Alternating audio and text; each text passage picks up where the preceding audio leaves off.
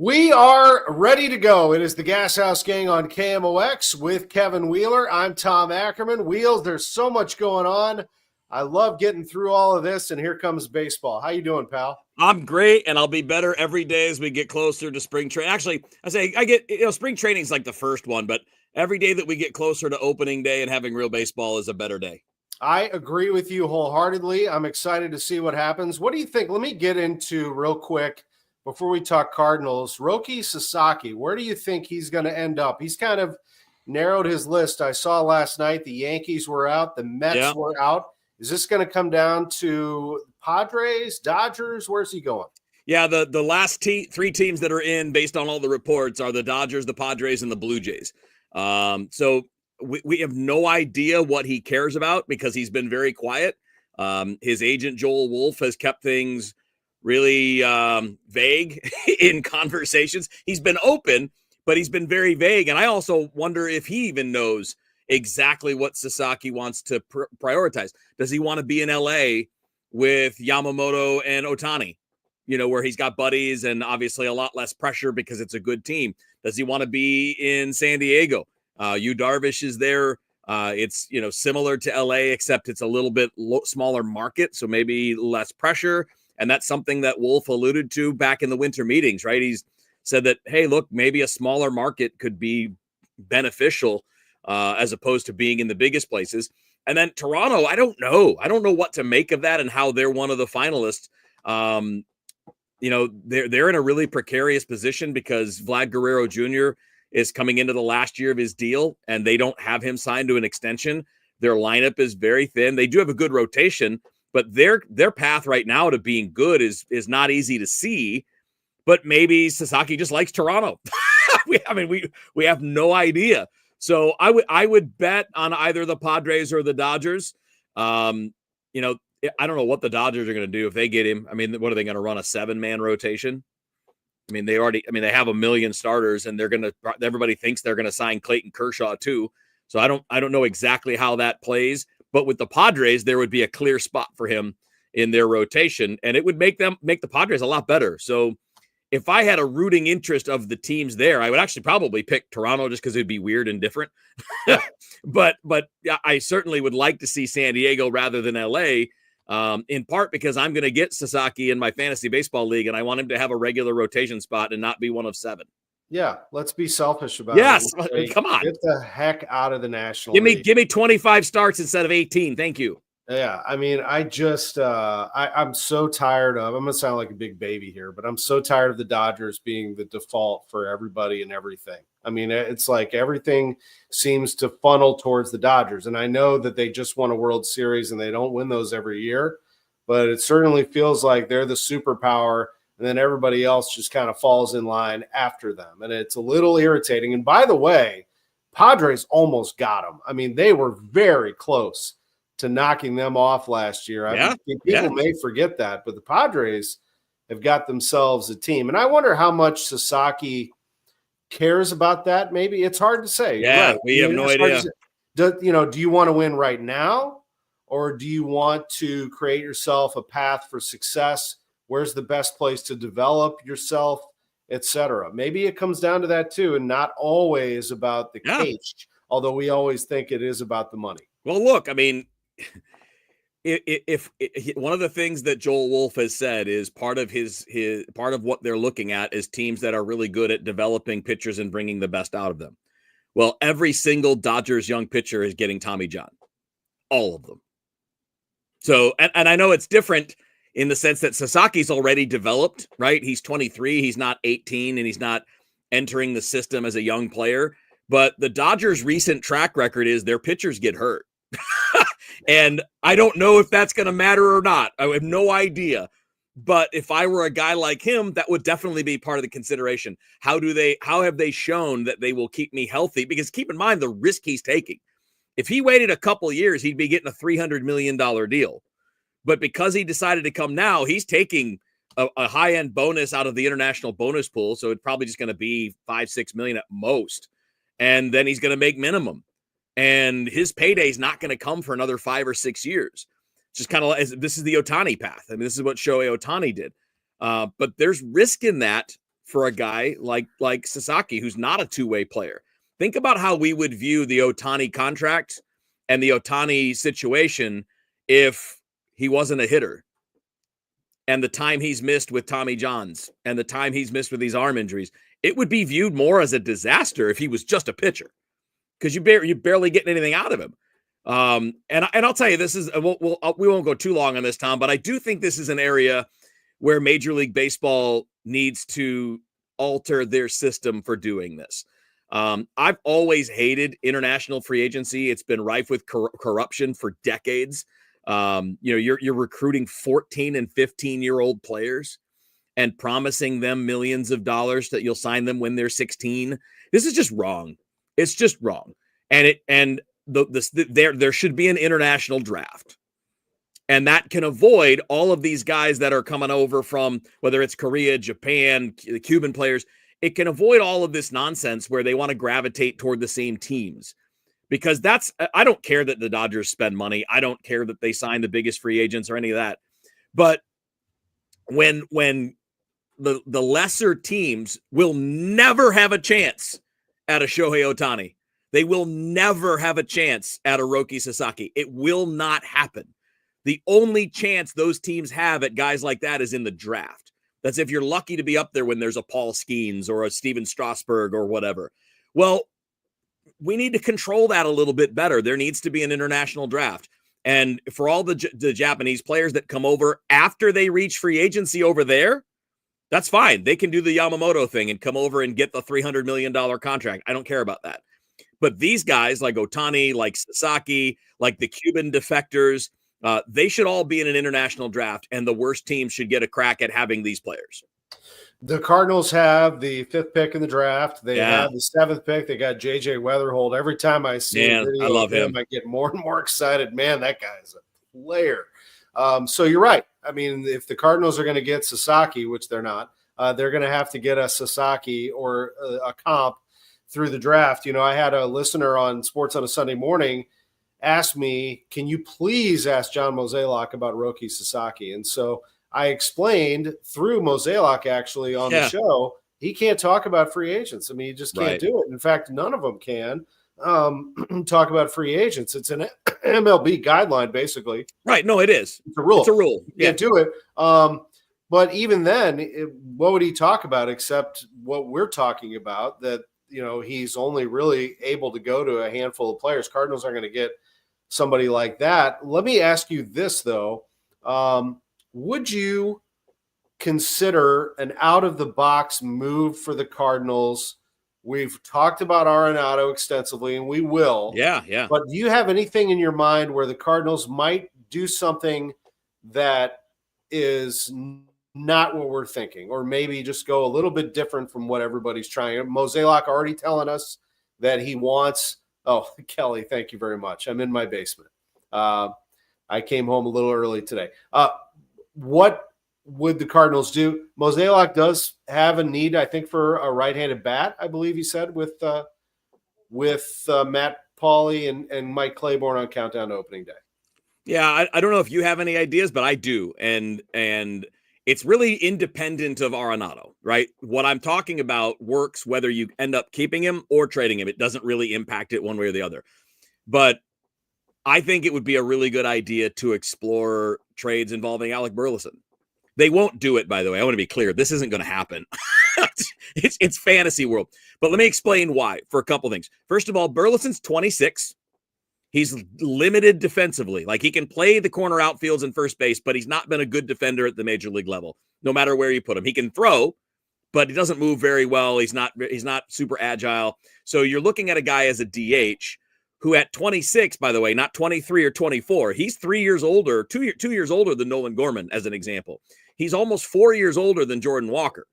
So while he's around the same developmental time, he's actually on the calendar quite a bit older.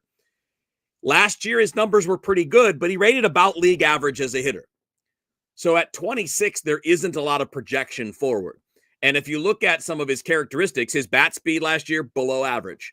Chase rate was in the bottom 15%. Walk rates in the bottom 10, 12%. Those aren't indicators of a guy that's eventually going to be a 35 homer guy. So if you were to think about moving him either to get, say, that right-handed bat that you're talking about, Tom, maybe a young guy who's a right-handed bat, maybe a power arm who's young and unproven for the bullpen. I'm not talking about a proven stud. I'm talking about maybe a young guy that really hasn't broken through yet, but throws 97 and has a chance to be something in the back end. Or maybe you attach him to a deal to move contract. Maybe you attach him to Arenado to help move the money. Maybe you attach him to Steven Matz to help move those $12 million. Because the thing is, that opens up at bats if you move him. That's more opportunity for Ivan Herrera to hit if they like Pages behind the plate. That's more opportunity for Thomas Saggese to get into the lineup. It's more opportunity to use Nolan Gorman there if he's not playing well defensively, whether it's second or third base. And down the road, it's more opportunity to fit Weatherholt in the lineup, not necessarily at DH, but in a position where someone else would also DH and not get caught. And on top of that, Tom, I'm in full infomercial mode. But wait, there's more. You have another Alec Burleson at AAA right now. Matt Koperniak is 26 years old. He just posted an 882 OPS at AAA. He's a left-handed hitter. He's the same age as Alec Burleson. He's got better minor league numbers at the double and AAA level than Burleson had. So what's the downside? What's the downside? And by the way, the value for other teams with Burleson is he's under control for 4 or 5 more years. He's only 26. He can play 3 positions. He can do all the things the Cardinals like about him. But the Cardinals don't absolutely need that player at the moment. They have another guy like that. And I don't see a lot of indicators in Burleson's offensive profile that show that there's a whole lot more upside there. Because when you chase too much and you have slow bat speed, there's not a lot you can do with that in terms of improvement. So am I crazy? No, you're not crazy. And as Kim said, there's nothing wrong with Burley. No, if he's here, it's fine. Yeah, he doesn't hit lefties as well as another point. Yes. So that's one. But other than that, no, he's improved himself defensively. He's not the greatest defensive player, but he's adequate. I mean, he rated according. Now, this is only according to one metric, so this is unfair. But according to Baseball Savant's fielding run value, he was in the bottom 11% in defense last year in Major League Baseball. Yeah. So no, it's interesting. Koperniak, who's going to be on the caravan with me on Friday. I'm to hang with him. Yeah, he played as the Post-Dispatch pointed out. He played for Albert Pujols down in the DR. So yeah. I'm looking forward to hearing that experiment and conversation. But no, you're right, and it's interesting to see where it all goes. I'm very curious about it. Out of the box for me, I mean, I think that's probably the move, is that they would trade somebody you got to trade someone of value to get value. Yeah. But it's got to be someone who is going to get nudged out. I mentioned Weatherholt's name. So your other second baseman, because he's going to be the second baseman and Masyn Winn is going to be the shortstop. So you have to think there. If you're thinking who's next to go, I would probably go that route. I'm probably not. They don't have enough outfielders to go trade one. I mean, you could trade Newt, but I mean, Newt's a really good player. I know he's been hurt, but he is a significantly better hitter than Alec Burleson and a better athlete. He runs well. He plays the outfield, especially in left field. He's really solid out there. So I wouldn't do that. And again, this is not about wanting to get rid of Burleson. This is about accomplishing something and thinking outside the box. They're not going to do it. I know this. But it would be smart if you want to do this to either save the money that you can't get rid of otherwise, or to get something, again, get a young power arm for the bullpen that you can develop. When you have redundancy at DH, you do not need a platoon guy at DH who is not a good runner and not a good defender. You don't need that. He can hit, but it's really hit tool more than power, and it's a lot of chase. Why can't that be someone else? Why can't that be Koperniak? Why can't that be at bats for Thomas Saggese? Because where does Saggese get at bats? If we're going to find out about this guy that's been a 25 homer guy at the double and AAA level, how are we going to find out if he doesn't play? This is the GasHouse Gang on KMOX with Kevin Wheeler. I'm Tom Ackerman. I'll tell you what, it's about creating pathways for players. Yeah. And so when you're kicking around trades, you do have to think about that because they've said that. Yeah. So it means also not just trading Nolan Arenado for the opportunity for a Nolan Gorman to have a clear pathway at shortstop, but for young players to move out of the way so the young players can have a pathway while trying to avoid another Randy Arozarena situation, another, you just go right down the line. I don't need to go through the entire list again, but it would drive people crazy. Just Aaron's got a good point. Aaron is pointing out, you can't, I think that everybody was going after Nootbaar a couple of years ago and the Cardinals said absolutely not. And I think they should still stand on that. You got to see what he can do in a full season or close to it. He has not had that. I'll tell you who does have a way paved for him right now is Masyn Winn. There is no question about that. That way has been paved. He is the shortstop of the future. I think a fair question to be asked, Kevin, is he a cornerstone star player for the future? My early answer is yes, if he's there and he's healthy and he's learning and he continues to improve, because he has the makings of a great one. He's not exceptionally, like the greatest base stealer in the world, nor is he the greatest home run hitter, nor is he this or that. But he does a lot of things very, very well. On top of everything, he is a phenomenal fielder. I mean, he is going to win a Gold Glove or two in this game. I love Masyn Winn, and I have a comp for you, Tom. I have a player that I think he reminds me the most about. And by the way, I'm not the first person to say this. There have been other people that have made this mention. But the guy that I'm mentioning was also a second-round draft pick. Very similar build, right? Masyn Winn is listed 5'11", 185. This player's 6 foot, 185. Based on their listing, again, who knows what they were over the course of time. This is also a guy that had an amazing arm, a cannon playing shortstop. And I'm talking about Barry Larkin. Why can't Masyn Winn be Barry Larkin or some version of that, right? I mean, I'm not saying exactly because we have no idea. Barry Larkin played 19 years. You don't know how long a guy's going to go. You don't know what direction it's going to go. And there are differences, right? Barry Larkin never struck out. He did not strike out, Tom. He struck out 817 times in 2,100 games. He never struck out more than, I think, 70 times in a year. I think the most, actually, you know what? I think twice he struck out more than 70 times. Masyn Winn's he's already struck out 100 times. He's going to strike out more than Barry Larkin did. But the rest of the profile is the same kind of thing. Super athletic, incredible arm strength, pop, right? I mean, Barry Larkin had some power, right? He had the MVP year in, 96, where he hit 30 home runs, stole 30 bases, like one of the great shortstop seasons of all time. But, he didn't reach 15 home runs in a season until he was 27 years old, and Masyn Winn just did it at 22. And I think that that's a really interesting comp. You don't have to be a 30 homer guy on the regular to be a superstar. I think Winn's got superstar, Tom, like regular all-star appearances, like the guy that you can sell tickets around because of the excitement level. He's got things he has to improve on, right? He was really only a little bit above league average offensively last year. But Barry Larkin wasn't above average offensively in the big leagues until his third season in the big leagues, until he was 24 years old, 2 years older than Masyn Winn is right now. So I know that's a big comp, and I know it's not necessarily statistically likely that a player is going to repeat what Barry Larkin did, because Barry was what do you have, like 10 all-star games, a handful of Gold Gloves, 2,300 hits. I can't predict that, but I think we're talking about somebody that is a similar quality player.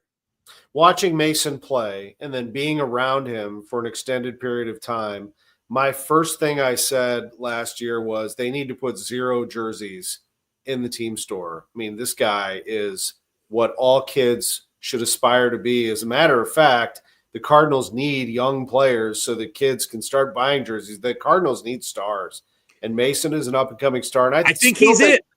I think he's it, and I still think Walker, because we just haven't seen enough. Yeah, I mean, yes, he might be miscast as a right fielder. He was a natural third baseman, but I don't think third baseman is going to come to him And I don't think he's going to be the first baseman either. I think No. he's going to be an outfielder. They're going to work with him, and it's Yeah. going to be about his hitting ability. This guy was the 21st pick overall in the MLB draft. He is going to be a hitter, and he's going to have to fail and succeed and learn on the way. I think those are still your two up-and-coming stars, and then Weatherholt.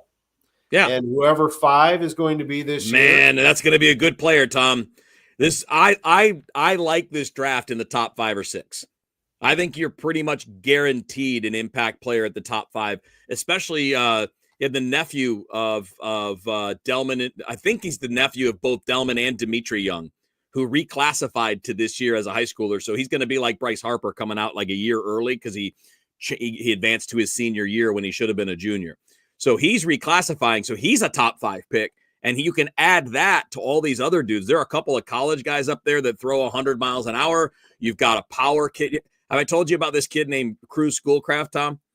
High school kid, two-way player, power hitter, lefty, throwing 97. He's 6'8".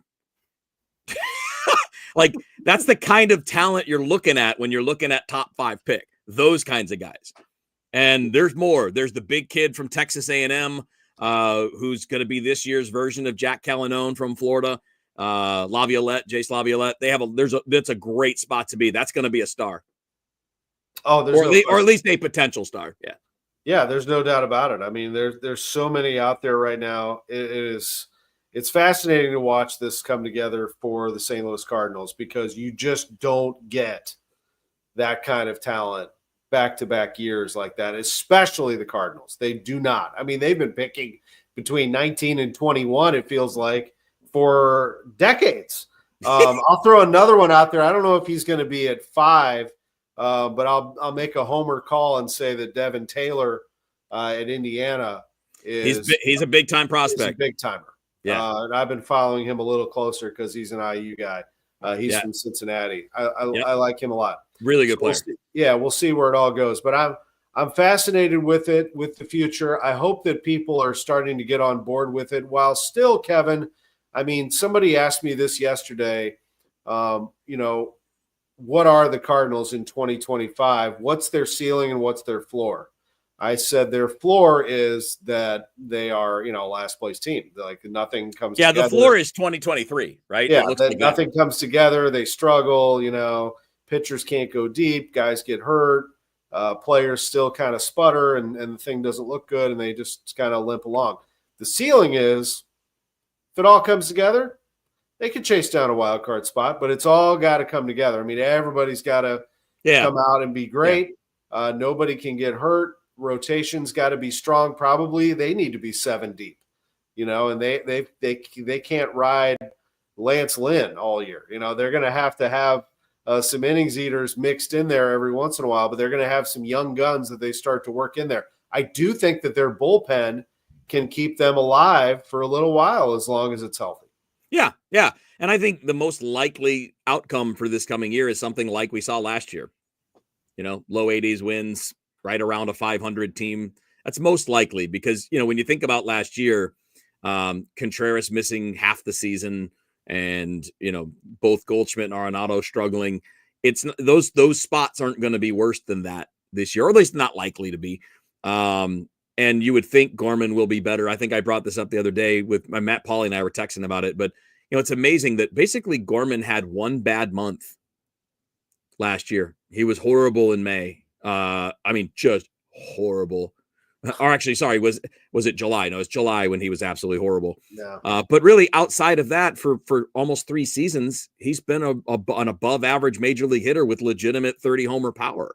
I think the evidence is much more weighted on the side of him being that guy, the low batting average, high strikeout, 25, 30 homer guy, which is still a usable player. Maybe he's not a star, but that's still a quality major league player, especially when they're not making much money.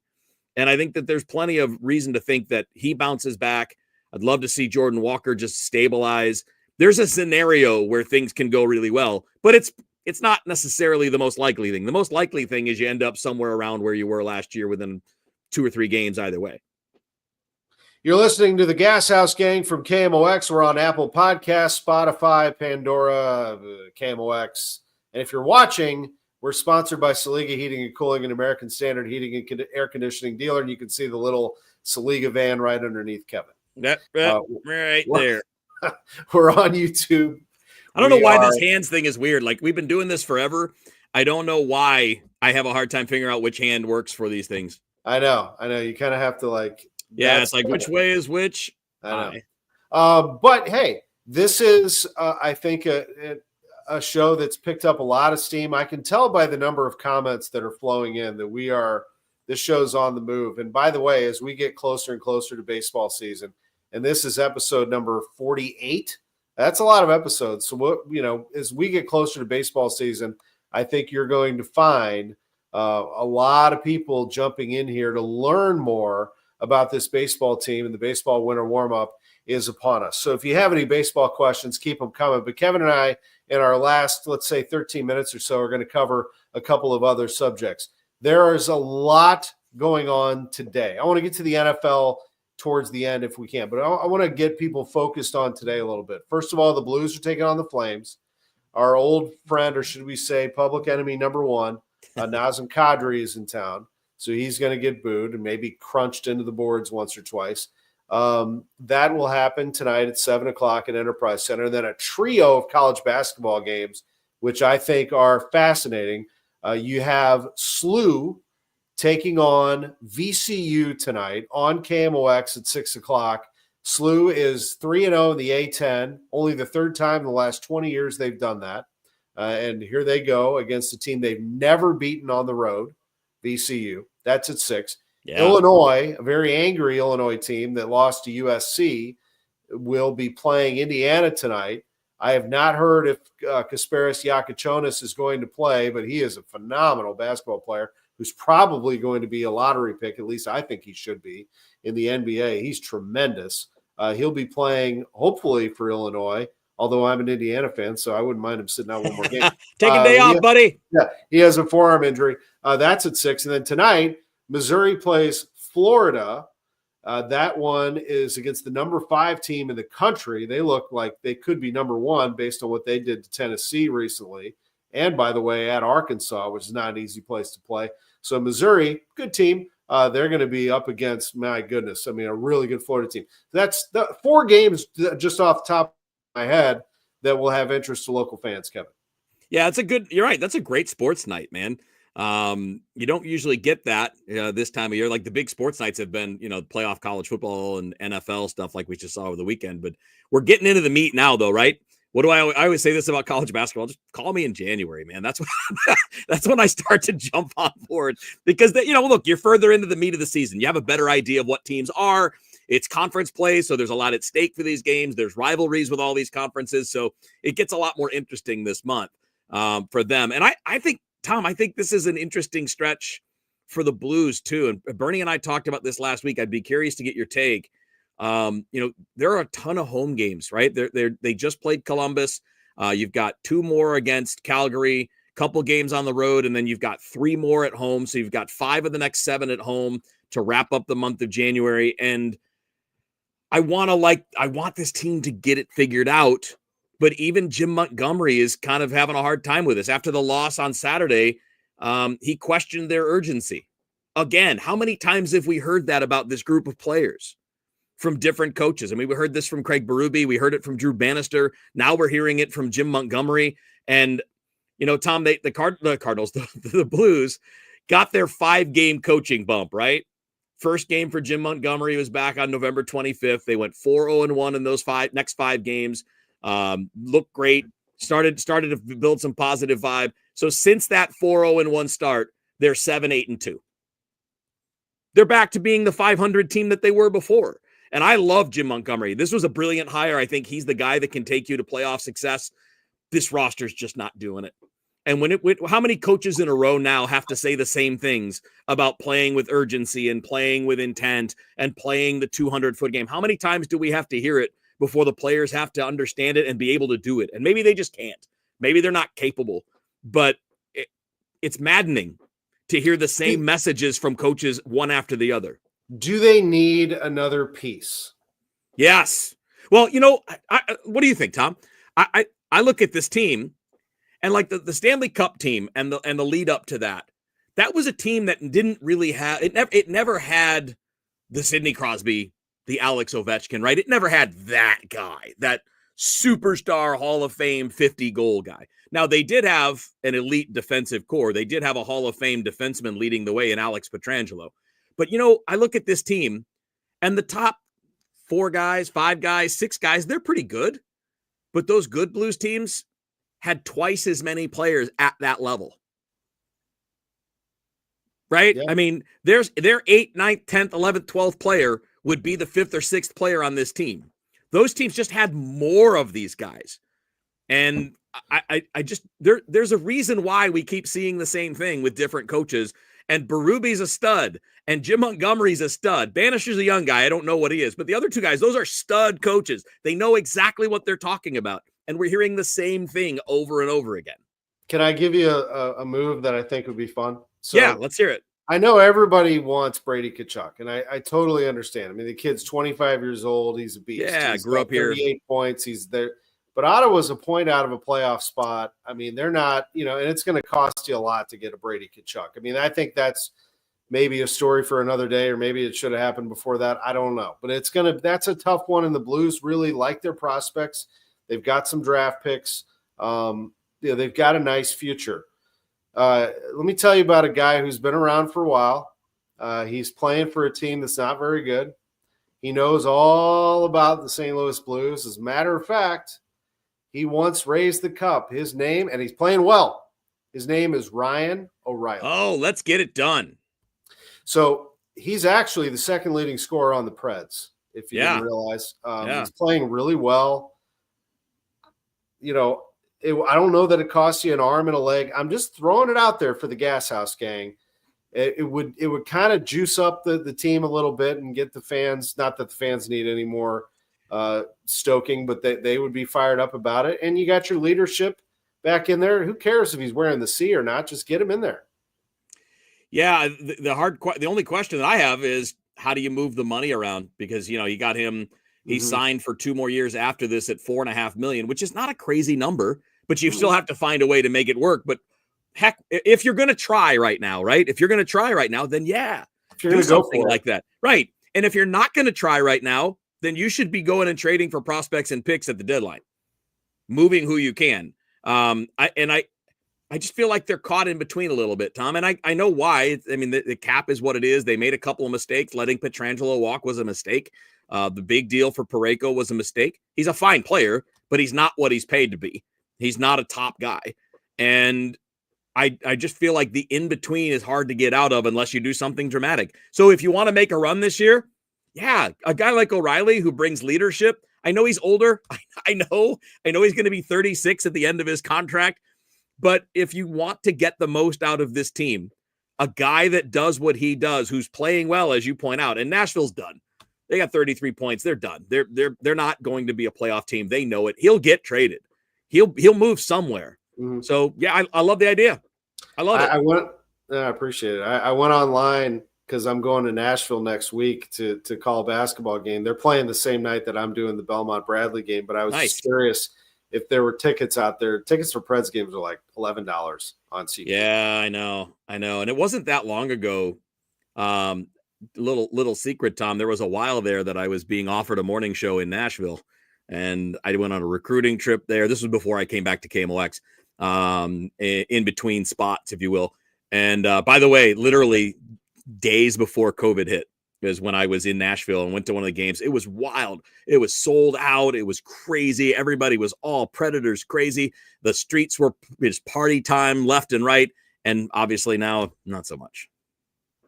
The GasHouse gang from KMOX with Kevin Wheeler, Tom Ackerman. Let's talk NFL playoffs. I enjoyed the playoffs to some extent, but I'm really looking forward the committee blew it, Tom. Yeah. They didn't. I'm telling you what, the Broncos didn't belong on the same field. They got outclassed. I know I'm being a smartass, and I know you're going to agree with me on this, but this is why the complaining about the first round of the college football playoff is so stupid. Because sometimes in the first round of playoffs, the better teams are just better. It just happens even at the professional level. But you know what I think, Tom? The more I think about it, it's that the college analysts and all those guys, they're basically amateurs at this playoff thing. They don't pay enough attention to the professional playoffs, to the NFL playoffs. But we just saw the exact replica of what happened in the first round of the college football playoffs, because sometimes in a playoff setting, the higher seeds are higher seeds for a reason, and they're just better than the teams behind them. And it's not anything wrong with the system. It's not anything wrong with the teams that are there. It's just those top teams are the top teams. Rams looked really good last night against the Vikings. They did, man. And the Vikings just collapsed. Yep. Hey, by the way, I went 5 for 6 on my wild card picks last week. Nice. How about that? Very good.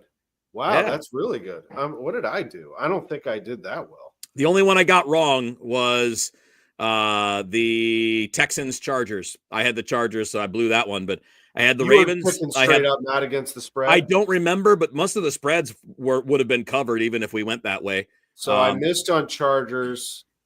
I got Baltimore. I got Buffalo. I missed on Packers. I got Washington, and I missed on Vikings. So I was 3-3. Yeah, I had the Rams. I picked them straight up to win. I had the Commanders over the Buccaneers. I had the Eagles. If Hurts played, I use that caveat. And he played, so they won.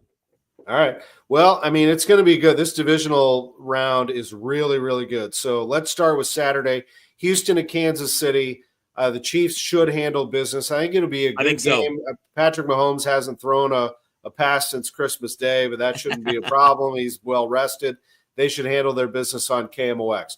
Washington at Detroit. Before everybody gives it to the Lions, Jaden Daniels is going to battle. He is fun. I love that guy. He's going up against a great defense, and I just don't see a way they can win there.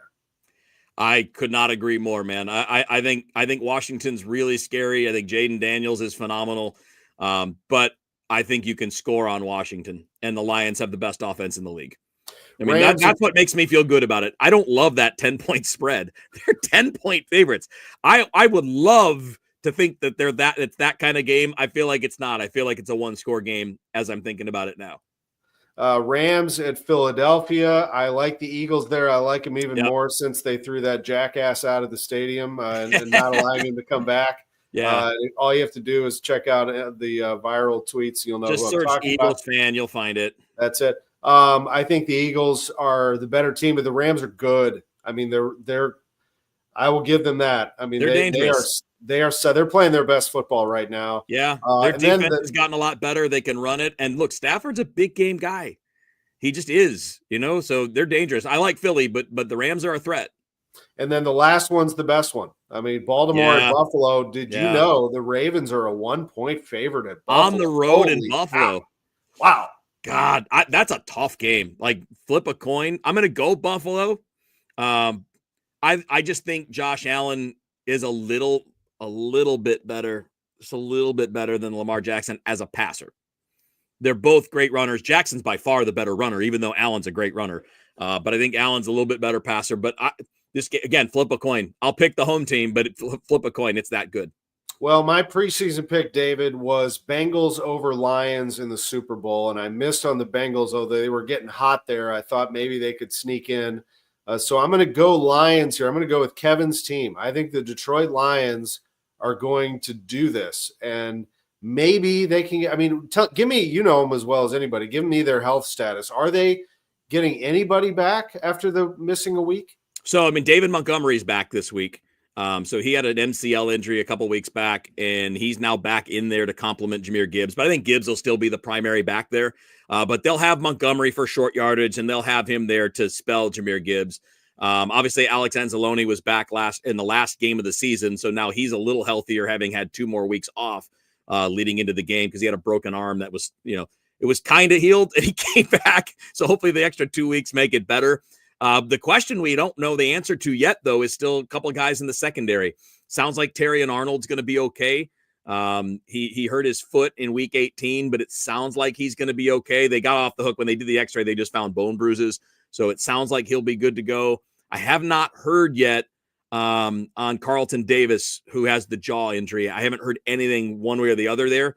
So they're probably going to be similar to the team you saw against Minnesota defensively.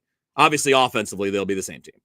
All right. Well, it's going to be fun. My understanding for those of you watching live is that you and I are going to be talking on KMOX on the DGS at 4:00. Yes. We're going to hang out, talk. I don't know. Do you want to talk sports? You want to do something else? I'll do whatever you want, but I'm, sports are kind of, my thing, I guess, but I'm happy to talk. We may have to do a little bit of college basketball and all that stuff because it's such a good night. It's going to be a good night for that. So, yeah, we'll do that. And we appreciate our producer, Drew Young. Those of you listening on KMOX, you're probably catching this after the Billikens game, so before we do. What the heck? That's unbelievable. Thank you so much. It's like time travel. Yeah. I am with Paulie tomorrow. Matt, Paulie, you got Bernie on Thursday. Paulie's got Bernie on Friday. We're sponsored by Bernie's great sponsor, Saliga Heating and Cooling. And we will see you tomorrow.